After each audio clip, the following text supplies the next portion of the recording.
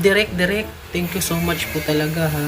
Kasi binigay niyo ako ng role na maging artista at magdrama. So, gagalingan ko po talaga direct para maging maganda yung mangyayari po sa eksena po. Iiyak po talaga ako doon kasi pangarap po talaga maging artista direct. Thank you so much po. Sino may sabi sa yung iiyak ka? Sino may sabi sa yung magdadrama ka? Hindi ka dadrama, hindi ka iiyak. Diyan ka hihiga, patay ka sa eksenang to, okay?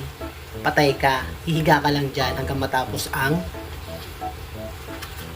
role mo, okay? Ha? Akala ko yun nung role ko, sabi ni Ma'am Jenny. Pirang po ito. Nag-eksena pa ako, nag-practice pa ako sa bahay para lang umiyak. Tapos ito lang mararanasan ko.